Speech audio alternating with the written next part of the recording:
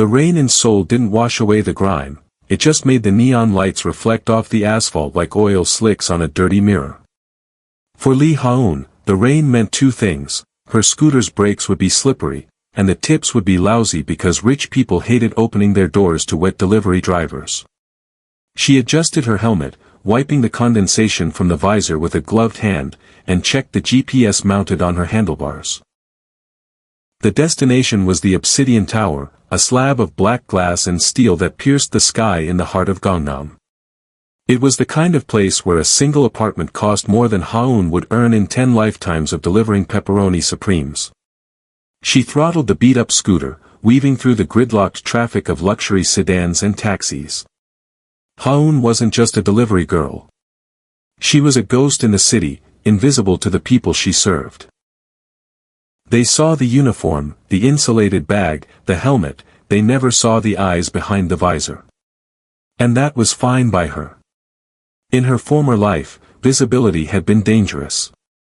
In her former life, before the debt collectors and the family ruin, she had been a chemistry prodigy, a scholarship student at Seoul National University destined for a lab coat, not a rain slicker. But life had a funny way of stripping you down to your survival instincts. Now, her knowledge of chemical compounds was mostly used to identify which street food stalls used too much MSG. She pulled up to the service entrance of the Obsidian Tower. The security guard, a mountain of a man in a suit that strained at the shoulders, looked at her clipboard with disdain. "Pizza for the penthouse," he grunted, checking his list. "Penthouse B, Chairman Choi. You go up the service elevator.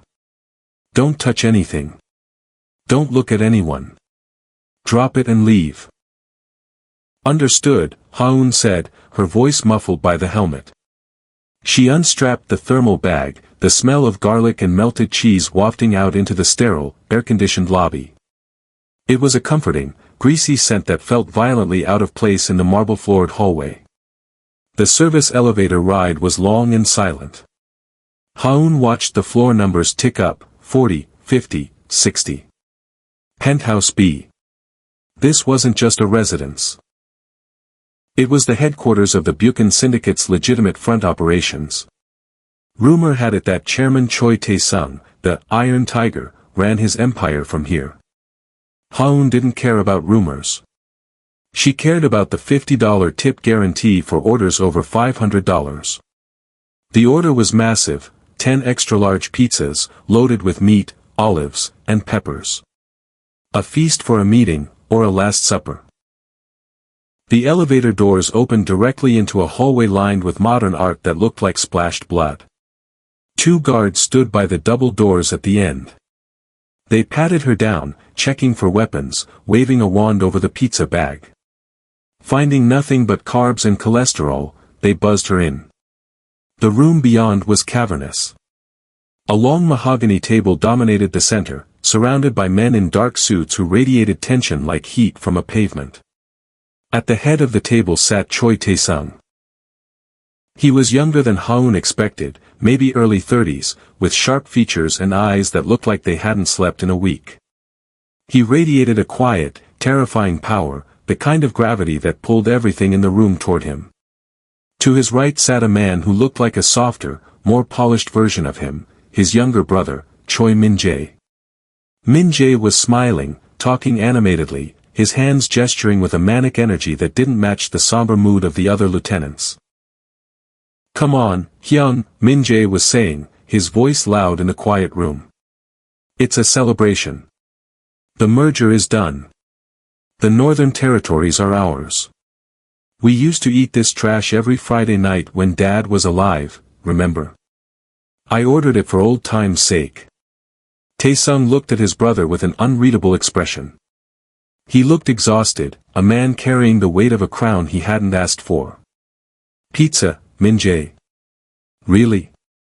We have a Michelin star chef on payroll. It's about the soul, Hyung. The nostalgia." Min-jae laughed, but his eyes darted nervously around the room. He spotted Ha-eun standing by the door. "Ah! The food! Bring it here, girl. Put it right here in front of the chairman." Ha-eun walked forward, the heavy bag swaying slightly. As she approached the table, her senses, sharpened by the high-stakes environment, went into overdrive. She smelled the expensive cologne, the stale cigarette smoke clinging to the curtains, and the metallic tang of gun oil. But as she set the bag down on the table, right in front of Tae-sung, she smelled something else. It was faint, masked by the overwhelming aroma of pepperoni and oregano, but it was there. A sweet, slightly metallic scent. Like bitter almonds but sharper. It wasn't coming from the room. It was coming from the steam rising from the top box, the specific box Min-jae was pointing at. Ha-eun's mind flashed back to her second-year organic chemistry lab. Potassium cyanide.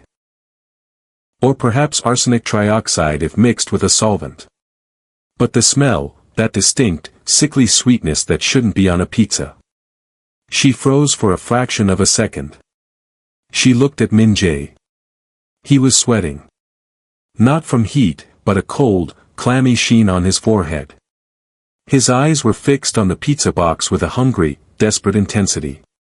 He wasn't looking at his brother with love, he was looking at him like a gambler waiting for the dice to land. Open it up. Min-jae ordered, his voice cracking slightly.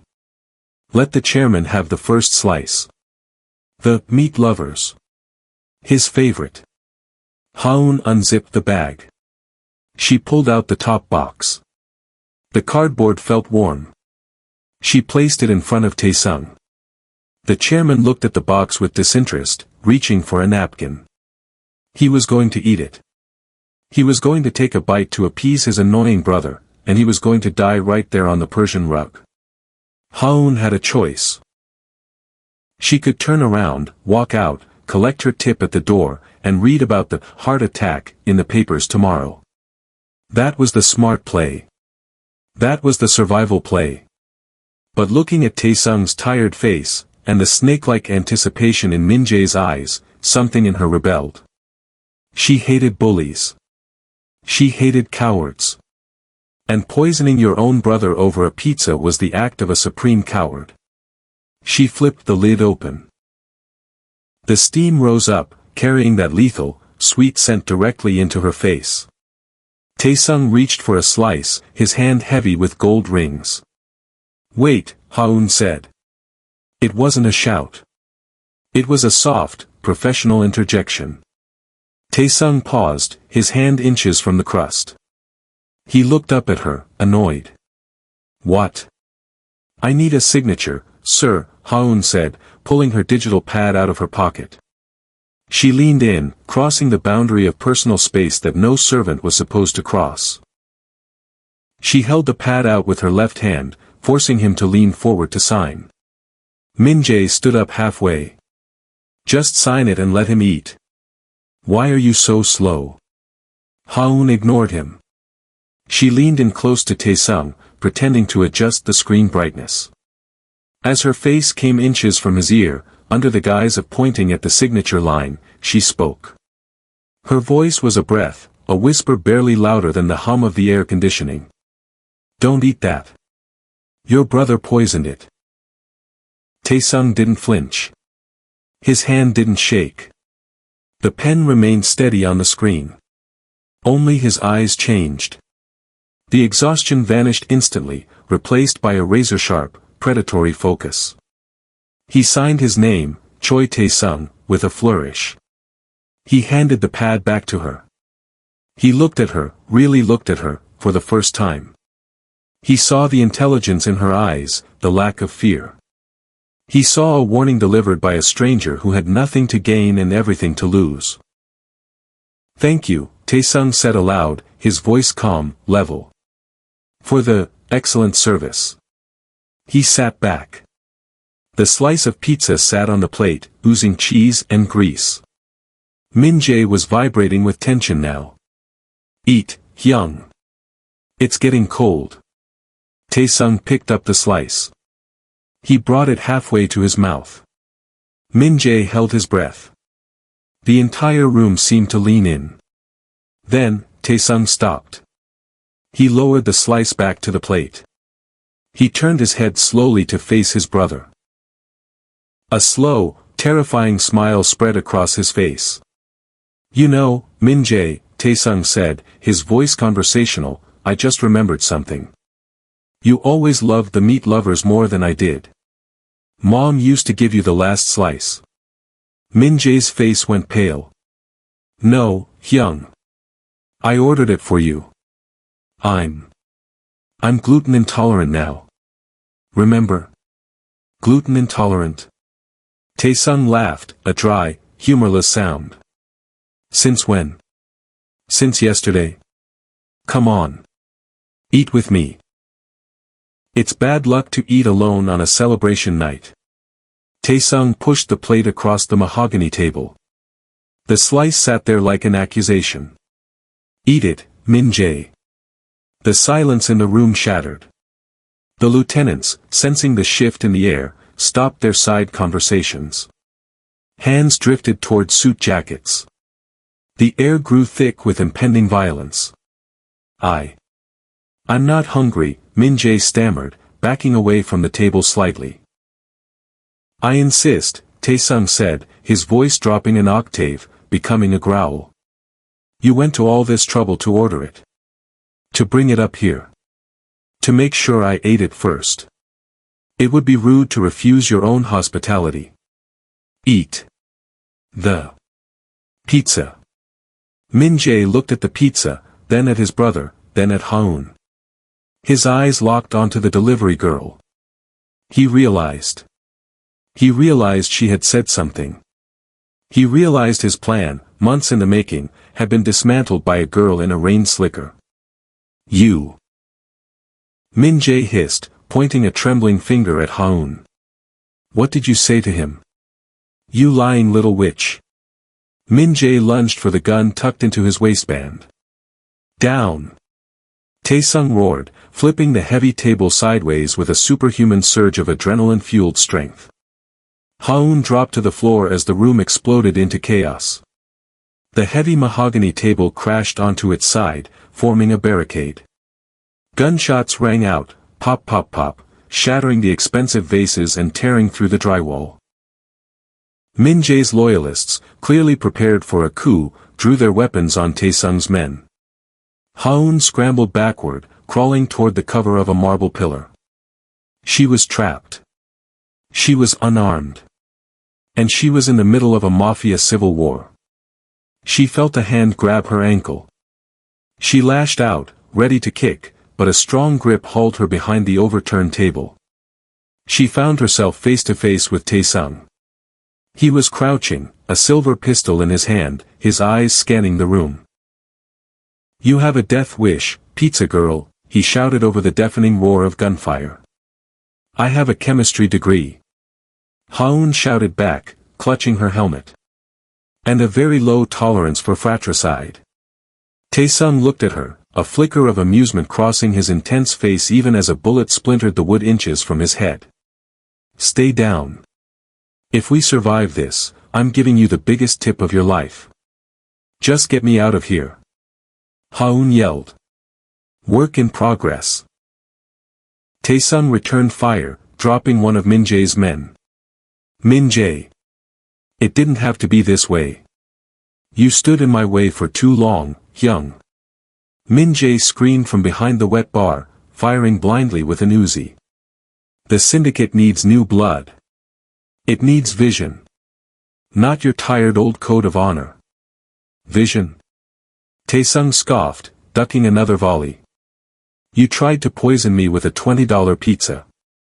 That's not vision, that's cheap. He looked at Ha-eun. Is it really poison? Cyanide derivative, she said, her voice shaking but clear. Fast acting.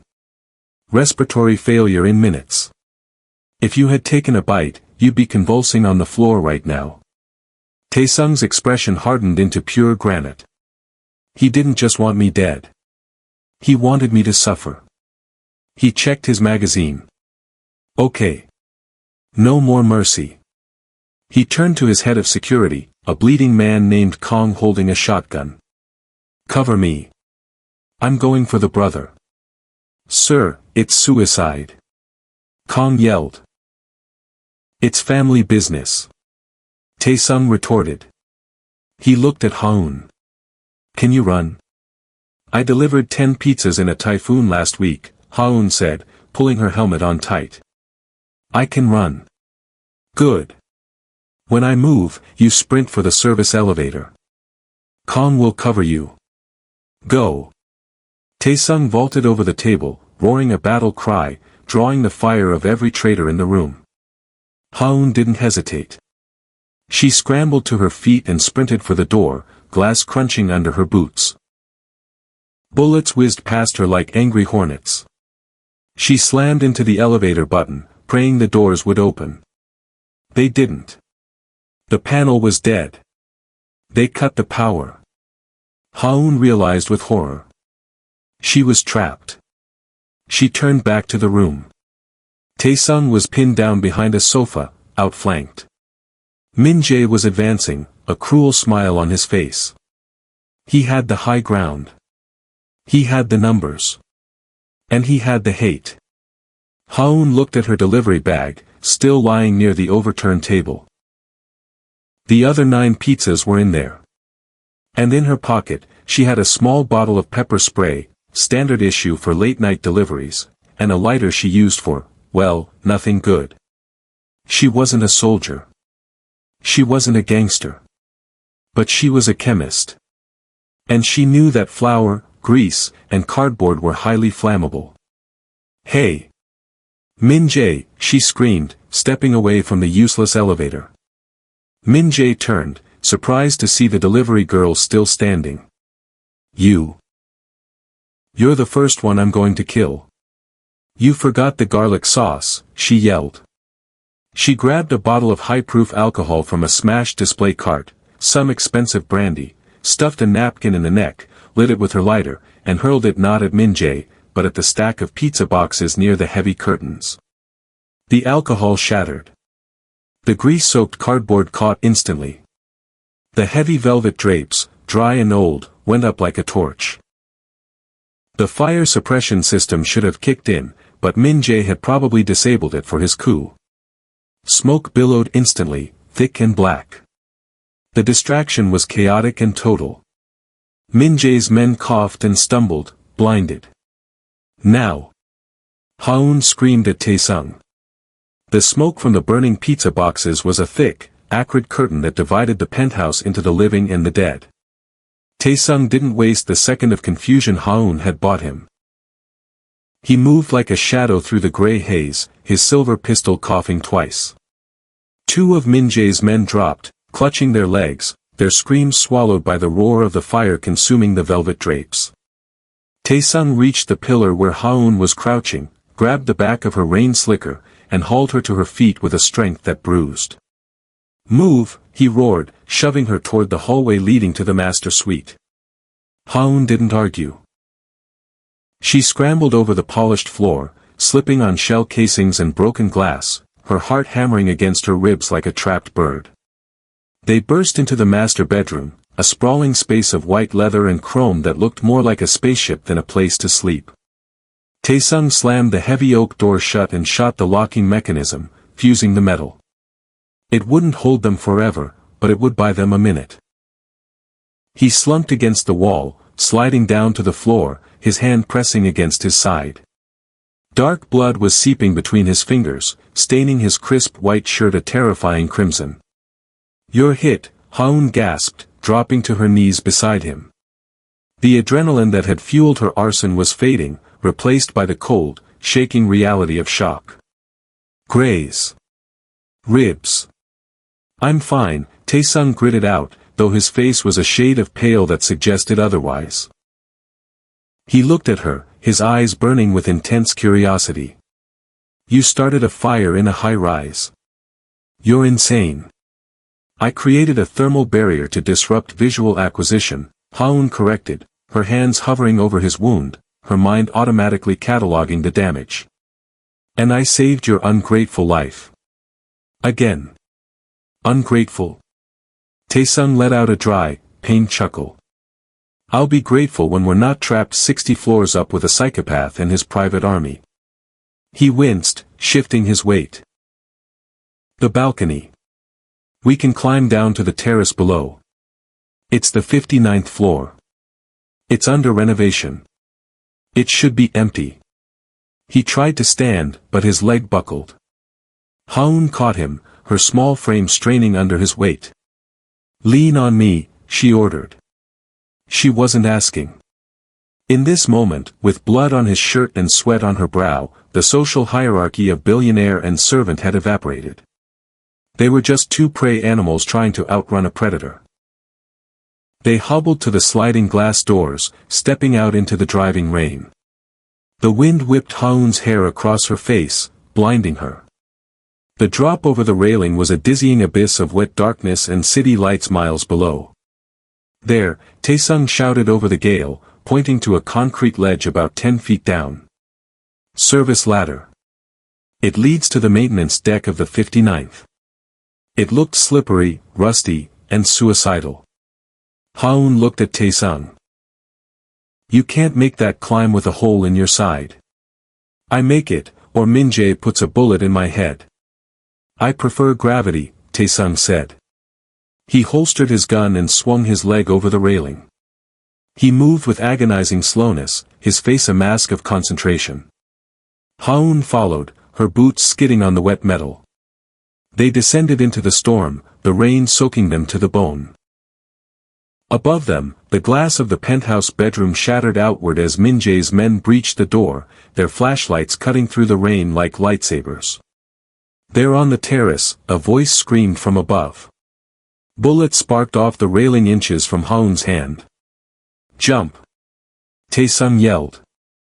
They let go of the ladder, dropping the last few feet onto the concrete balcony of the 59th floor. They rolled on impact, splashing through puddles of construction runoff. Ha-eun slammed her shoulder against a pallet of bricks, crying out in pain, but Tae-sung was already up, dragging her toward the unfinished interior of the floor. They crashed through the plastic sheeting that served as a temporary wall, collapsing onto a floor covered in sawdust and drywall dust. The room was dark, lit only by the ambient city glow and the occasional flash of lightning. It smelled of wet concrete, paint thinner, and sawdust. It was a construction zone, a skeleton of a luxury apartment. Check the door, Tae-sung wheezed, collapsing against a stack of plywood. Barricade it. Ha-eun scrambled to the heavy industrial door leading to the main hallway of the 59th floor. It had no lock, just a latch. She shoved a heavy portable worktable against it, jamming the wheels with a crowbar she found on the floor. It was a flimsy defense against men with guns, but it was something. She ran back to Tae-sung. He was losing color fast. The graze was deeper than he admitted. We need to stop the bleeding, Ha-eun said, her voice trembling. She looked around the construction site. No first aid kit. No bandages. But there were supplies. Her eyes landed on a painter's drop cloth and a roll of duct tape. This is going to hurt. Do it, Tae-sung whispered, closing his eyes. She tore strips from the cotton drop cloth, folded them into a thick pad, and pressed it against the wound. Tae-sung groaned, his body arching. She taped it tight against his ribs, wrapping the duct tape around his torso to apply pressure. It was crude, ugly field medicine, but the red flow slowed. You have good hands, Tae-sung murmured, watching her work. Who are you really? Delivery girls don't know about cyanide signatures and field dressings. I was a doctoral candidate at Seoul National, Ha-eun said, wiping her bloody hands on her pants. Chemistry. My father gambled away my tuition. Then he gambled away the house. Then he ran. I inherited the debt. Apex Delivery pays in cash, no questions asked. Tae-sung looked at her, a strange softness entering his eyes. A chemist. That explains the pyromania. I prefer exothermic reaction specialist, she retorted, trying to keep her voice light to hide the terror clawing at her throat. A loud thud against the barricaded door silenced them. Then the whine of a power drill. They were coming through the lock. They found us, Tae-sung said, struggling to sit up. He checked his gun. Empty. I have 1 magazine left. 7 rounds. There are at least 6 of them. We can't fight them, Ha-eun said, looking around the room frantically. We need to leave. There's no other exit. The elevators are locked down, the stairwell will be guarded. We're cornered. Ha-eun's eyes darted around the room, illuminated by the lightning. Paint cans. Thinners. Bags of cement. A portable generator. A high-pressure air compressor for nail guns. Her mind, usually occupied with calculating tips and delivery routes, snapped back into its old rhythm. Molar masses. Reaction rates. Volatility. We don't need to fight them, Ha-eun whispered, a dangerous idea forming. We just need to blind them. She crawled over to the corner where the painting supplies were stacked. Tae-sung, can you shoot the fire sprinkler valve on the ceiling? Not yet. When I say so. I can hit a coin at 50 meters, Tae-sung said, raising the gun. Why? Because water reacts with certain things, Ha-eun said, grabbing a bag of quicklime, calcium oxide. Used for the custom plaster work. She dragged the heavy bag to the center of the room, right in front of the barricaded door. She sliced it open with a box cutter. Calcium oxide plus water equals calcium hydroxide. It's an exothermic reaction. It releases heat. A lot of it. And it creates a caustic steam that blinds and burns. You want to make a chemical fog? I want to make a hellscape, Ha-eun said grimly. She poured a gallon of industrial acetone, paint thinner, onto the floor around the lime. And this is just for the kick. The drill punched through the lock. The door rattled as a heavy boot kicked it. The barricade shifted. Get back. Ha-eun screamed, scrambling behind the plywood stack with Tae-sung. Shoot the sprinkler. Now. Tae-sung fired. The bullet sheared the valve head off the sprinkler pipe above the door. Water erupted in a high-pressure cone, drenching the pile of quicklime and the pool of acetone. The reaction was instant and violent. The water hit the quicklime, boiling instantly as the chemical reaction released massive amounts of heat. The steam hissed like a dragon, mixing with the acetone fumes. The air in front of the door turned into a thick, white, boiling fog. The door burst open. Min Jae's men charged in, tactical lights mounted on their rifles. They stepped right into the cloud. The screaming started immediately. The caustic steam hit their eyes and lungs. They fired blindly, bullets tearing into the ceiling and floor, but they couldn't see anything. They stumbled back, coughing, retching, their eyes burning. Go. Now. Ha-eun yelled. Tae-sung grabbed her hand, and they sprinted through the edge of the cloud, holding their breath, eyes squinted shut.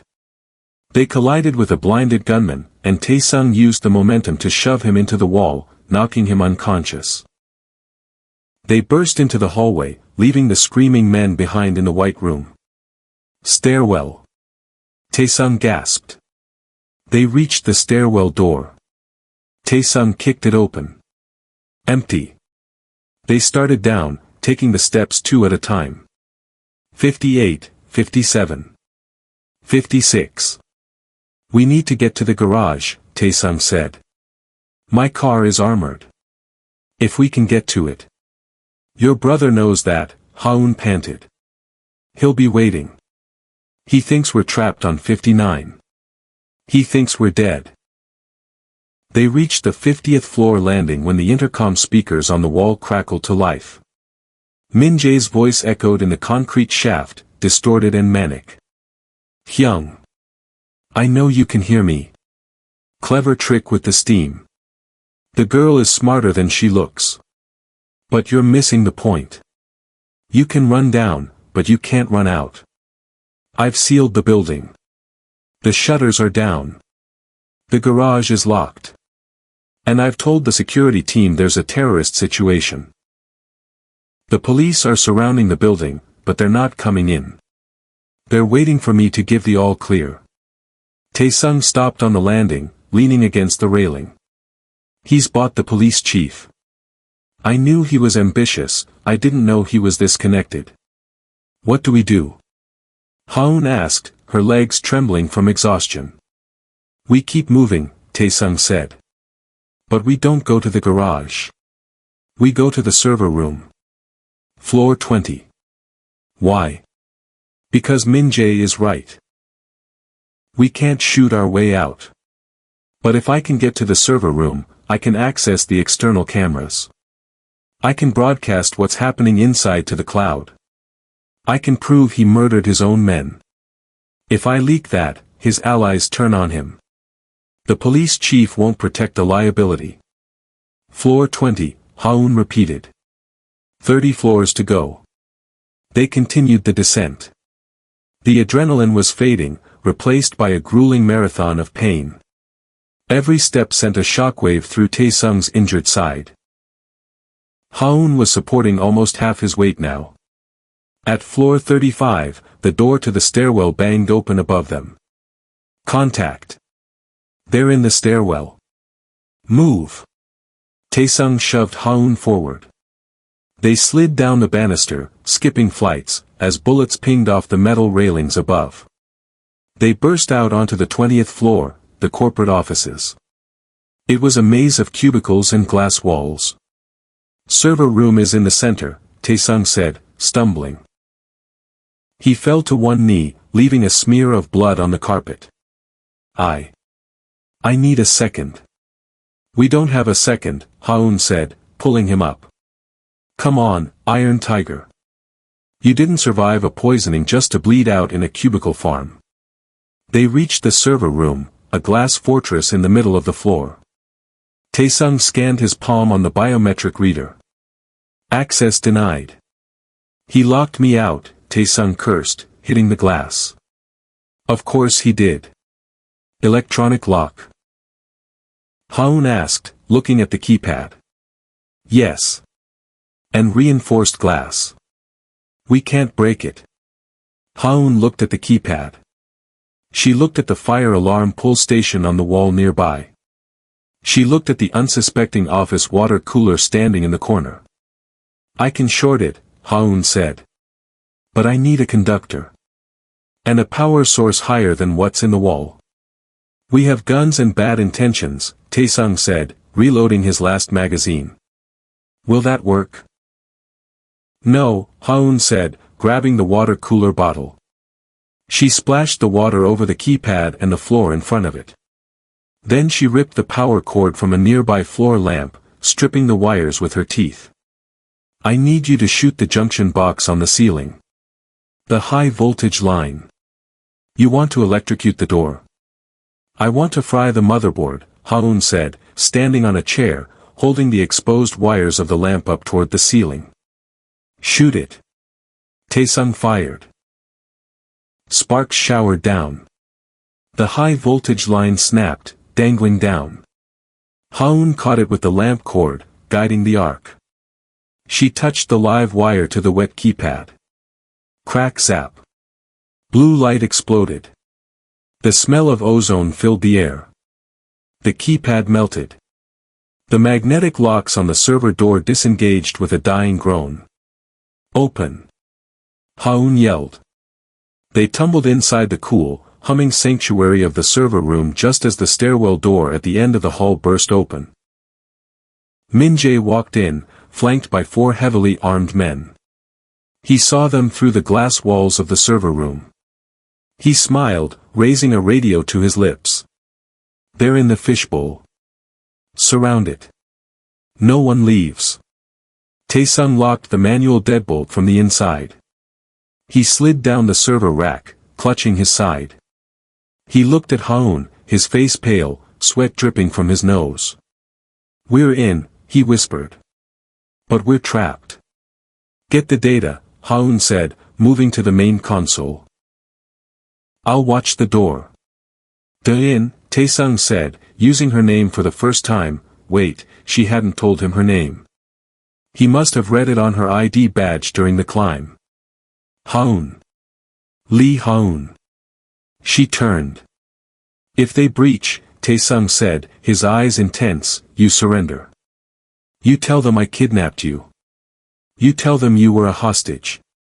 Min-jae won't kill a civilian witness if the police are watching. It's your only chance. I'm not a hostage, Ha-eun said, her fingers flying across the keyboard, bypassing the firewalls with a speed that shocked him. I'm your chemistry tutor. And you're failing the final exam. She hit enter. The screens on the wall flickered to life. The external cameras.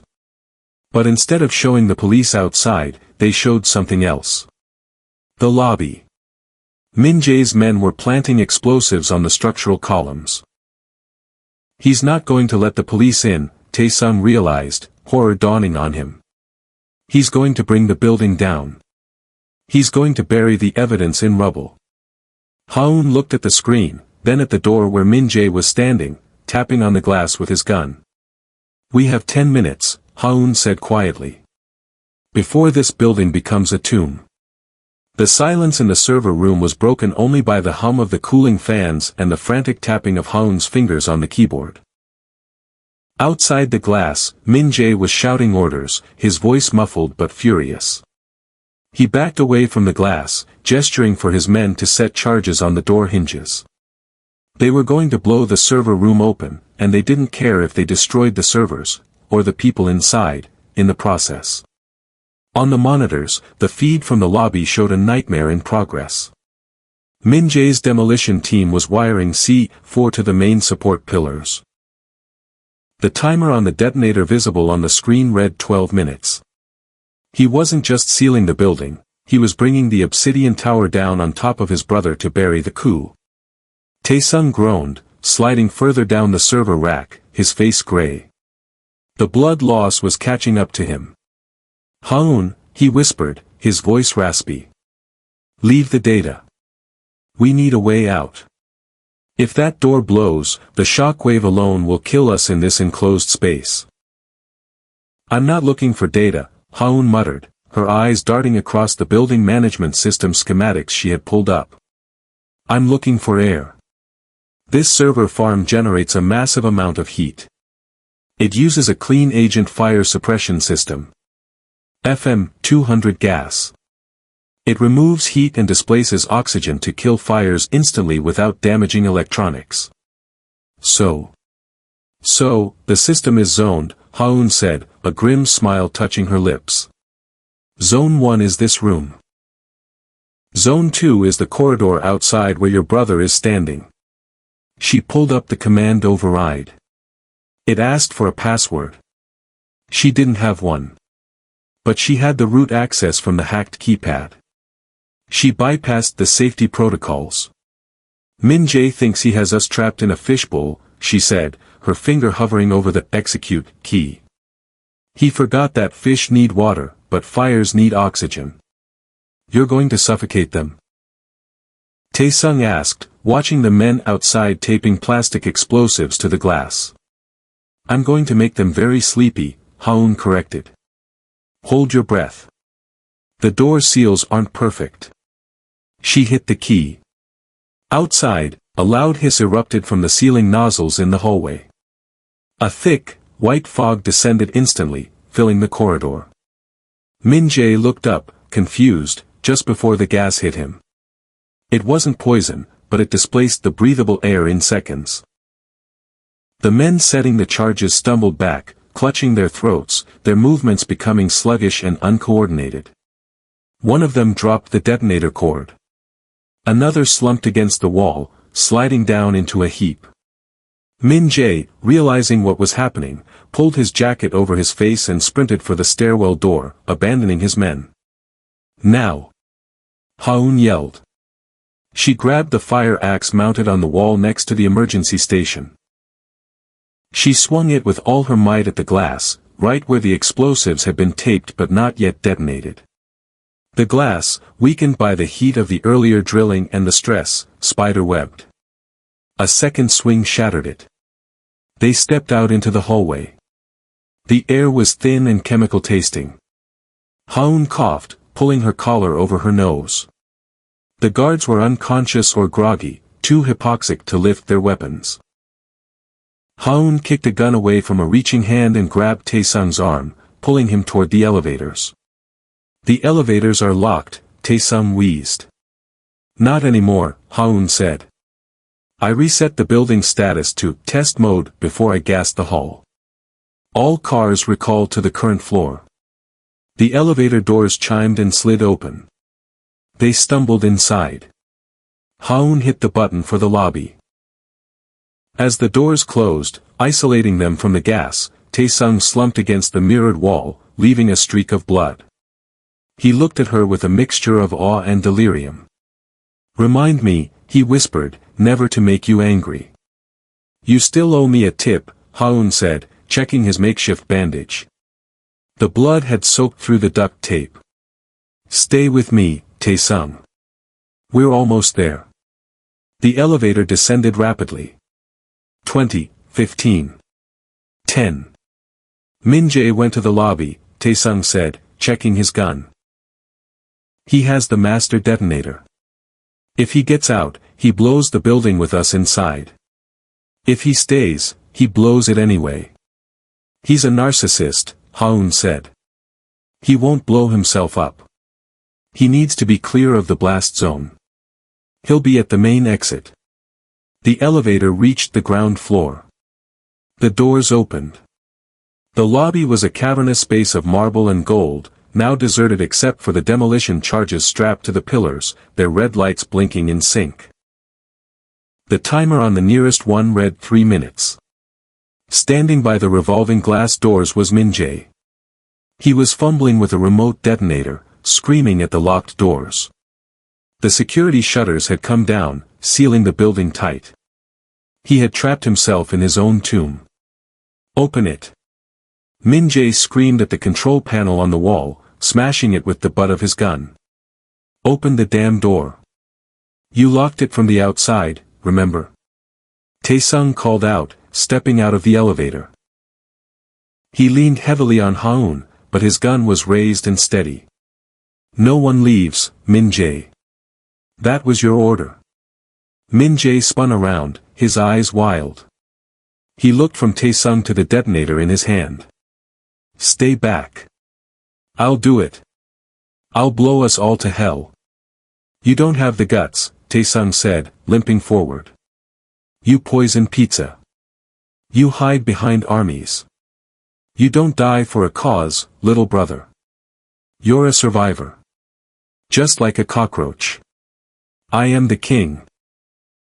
Min-jae shrieked, his thumb hovering over the button. I took the throne while you were playing nice with the other families. You didn't take the throne, Ha-eun's voice cut through the shouting. She stepped away from Tae-sung, moving to the side, drawing Min-jae's eyes. You stole a chair. And you're sitting in it wrong. Shut up, pizza girl. Min-jae aimed his gun at her. Do you smell that? Ha-eun asked, sniffing the air theatrically. Min-jae blinked, distracted. What? The cyanide, she said, walking slowly toward a pillar, away from Tae-sung. The one you put on the pizza. You spilled some on your cuff when you leaned over the table earlier. I saw it. Did you know that specific compound absorbs through the skin? It takes about 2 hours to reach the heart. Min-jae's eyes widened. He looked down at his wrist, at the expensive silk cuff of his shirt. That's a lie, he stammered. It's a powder. Dissolved in DMSO. Ha-eun bluffed, using a chemical solvent she knew would sound scary. That makes it transdermal.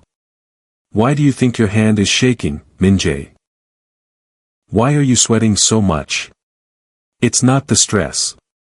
It's the neurotoxin shutting down your nervous system. Min-jae dropped his gun, clawing at his sleeve, ripping the buttons off in a panic. Get it off. Get it off me. It was the distraction Tae-sung needed. He didn't shoot his brother. He shot the hand holding the detonator. Bang. The bullet shattered the remote control. Plastic and circuitry exploded. Min-jae screamed, clutching his mangled hand, falling to his knees. Tae-sung walked over to him. He kicked the broken detonator away across the marble floor. He looked down at his brother, who was sobbing, checking his skin for imaginary poison. "There's no poison on your skin, Min-jae," Tae-sung said quietly. "Only in your soul." Sirens wailed outside. Blue and red lights flashed through the cracks in the shutters. The police had finally decided to breach, or maybe Ha-eun's broadcast of the bombs had forced their hand. A heavy ram smashed against the main doors. Tae-sung looked at Ha-eun. He looked at the police battering ram. He looked at his bleeding side. "You need to go," Tae-sung said. "Hide in the kitchen. Pretend you were hiding the whole time. Don't let them link you to this. Don't let them link you to me." "I'm not hiding," Ha-eun said, walking over to him and putting his arm back over her shoulder. "I delivered the pizza. I finished the job. And I'm waiting for my tip." The doors burst open. SWAT teams poured in, shouting commands. "Drop the weapons. Get on the ground." Tae-sung dropped his gun. He raised his hands, wincing. But he looked at Ha-eun with a smile that was purely triumphant. 6 months later. The campus of Seoul National University was beautiful in the spring. Cherry blossoms drifted down like pink snow. Ha-eun sat on a bench, a thick textbook on advanced biochemical engineering open on her lap. She wasn't wearing a rain slicker. She was wearing a soft cashmere sweater and jeans that didn't have grease stains. A black sedan pulled up to the curb. Not a police car. A Bentley. The window rolled down. Kong, the head of security who had survived the shootout, nodded at her. "Miss Lee. The chairman would like a word." Ha-eun closed her book. She walked over to the car. The back door opened. Tae-sung was sitting there. He looked healthy, the circles under his eyes gone.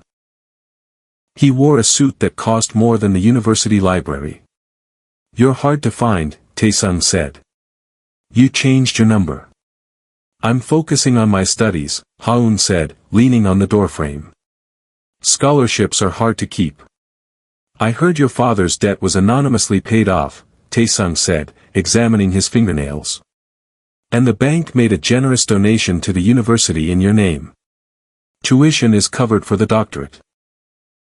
"I heard the Buchan syndicate underwent a massive restructuring," Ha-eun countered. "All the illegal operations shut down. A sudden pivot to legitimate tech investment and logistics. A man has to adapt," Tae-sung shrugged. "Min-jae is serving life. He still thinks he's poisoned, by the way. The prison doctors can't convince him otherwise. Placebo effect is powerful," Ha-eun smiled. Tae-sung reached into the seat beside him. He pulled out a flat, square box. It was warm. It smelled of pepperoni and garlic. "I never got to eat that slice," Tae-sung said, handing her the pizza box. "And I never gave you your tip." Ha-eun took the box. She opened it. Inside, nestled in the center of a pepperoni pizza, was a black velvet box. She opened that. It wasn't a ring. It was a keycard. Heavy, black metal, with a gold tiger emblem. "Director of R&D," Tae-sung said. "For my new pharmaceutical division. We need someone who knows how to spot a toxic asset. Starting salary is whatever you want it to be." Ha-eun looked at the keycard, then at the pizza, then at the dangerous, handsome man smiling at her. "I have a chemistry final on Tuesday," Ha-eun said. "I can wait until Wednesday," Tae-sung replied.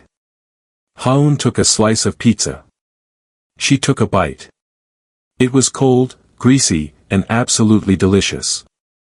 "See you Wednesday, boss," she said, pocketing the keycard. She walked back toward the library, the cherry blossoms swirling around her, knowing that she would never have to deliver another pizza in the rain again. Ha-eun went from delivering pizzas to running a pharmaceutical empire, proving that knowledge really is power. Do you think she made the right choice saving Tae-sung, or should she have walked away when she had the chance? And what would you do with a blank check job offer? Let me know in the comments below. Thanks for watching. Do remember to hit the subscribe button, like and share this story, and I'll see you in the next one.